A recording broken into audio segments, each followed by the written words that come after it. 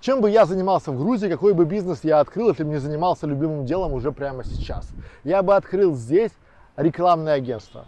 С рекламой в Грузии беда, полная беда, потому что, скорее всего, те люди, которые действительно умеют делать качественную рекламу, грузины, они уехали в Европу, в Америку, потому что без виз, а те, кто остались, делают так себе. А почему? Потому что никто не понимает, и это работает, не работает, никто это не меряет.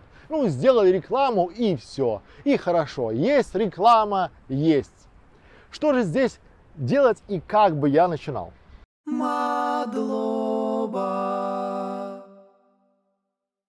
Первое. Очень важно понять, что в Грузии туристический сезон определенное количество времени. И он переходит, допустим, из Батуми, он переходит в Бакуриане, туда, Гудаури, горнолыжные курорты. Соответственно, в Грузии круглый год нужна приток туристов. Здесь всегда есть спрос. Но какая же здесь реклама? Она простая и топорная, она очень примитивна. Какую бы рекламу делал бы я? Эмоциональную. Давайте я вам на пальцах объясню, что такое эмоциональная реклама и как она работает. Один нью-йоркский рекламщик, очень популярный, очень известный, это действительно правдивая история, он шел по улице, по парку и увидел нищего, слепого. У него была табличка, была шапка или там футляр от чего-то, и на табличке было написано «Подайте слепому на пропитание». Он улыбнулся, взял табличку, перевернул ее, написал одну фразу, ушел, и вечером, возвращаясь назад с работы, он увидел, что у этого нищего уже почти полный футляр, и кроме монеток там лежали и купюры. Что же такое написал этот самый рекламщик на табличке у этого слепого?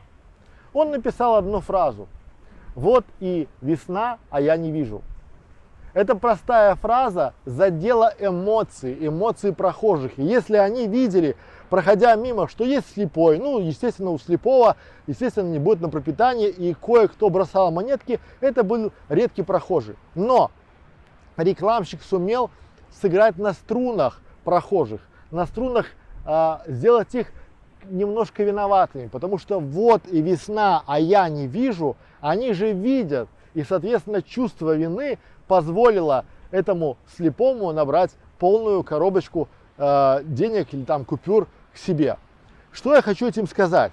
Что в Грузии, в стране, где очень эмоциональный народ, очень добрый народ, очень душевный народ, здесь очень комфортно жить, проживать, не хватает именно той самой эмоциональной составляющей. Здесь никому не надо туры продавать. Тут надо продать эмоции, которые человек получит в результате этого тура.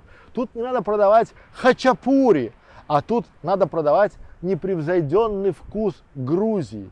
Здесь не надо продавать вино, РКЦТ или там какое-то еще, да, а здесь надо продать «попробуйте Грузию на вкус».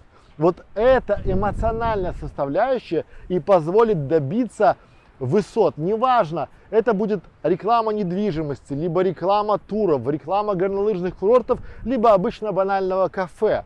Здесь не хватает абсолютно любой рекламы, и тот, кто первым зайдет в эту нишу, снимет все сливки.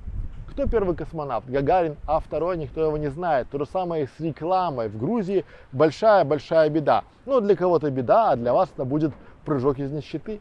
Мадло.